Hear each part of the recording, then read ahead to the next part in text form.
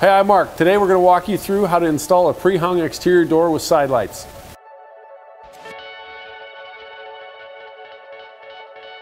First job is you go around and you take your buttons out of your doors, you pop them off because that's where your screws are going to go. Next thing what you want to do is you want to make sure your opening is prepped properly.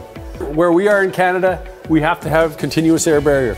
So what we've done is we've taken this flex wrap, we've put it on the inside of our door jamb, and basically we've stretched it all the way up. You can see it's how it flexes, it accordions in the corners so you don't have that weak point where you've got the separation between the corner.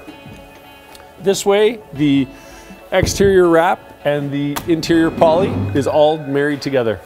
What we've done in this application is we've put blocking down because we're putting a ceramic tile, we're putting a 3/8 ceramic tile as well as a 5/8 subfloor, which is really gonna bring this up. I really don't like it when that door is so close to the tile that it's kind of iffy if you got anything in front of the door. So that's why we bring everything up. Now Downey and I are gonna slide this door through.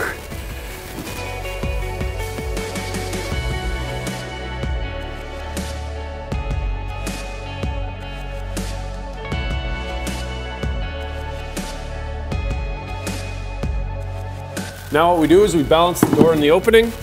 So we're tight on this side. It's looking pretty good. And the other thing we do is we got to make sure that we have a 1/2 inch to 5/8 of an inch exposed here. So when we come in drywall, our trim goes flush. All right, so here's our spacer. This is only 7/16, so I'm going to go a little bit proud of it. You see I'm going a little bit proud. And then basically this is also going to be part of our shim. We go right above where our hole is. Because we have a brick molding on the outside, we have to do all of our shimming from the inside. So that's nice and snug. All right, Downey, throw a screw in there. Let's double check. It's perfect. It's good. All right, put a screw in. Before I go and screw the entire door off, I always like to check the hinges to make sure that they're level. We're doing great on this. So basically after I set the next bottom, we'll check it again, and if it's good, then we'll go and put all the rest of the screws in. One more top. Perfect, good, good, good.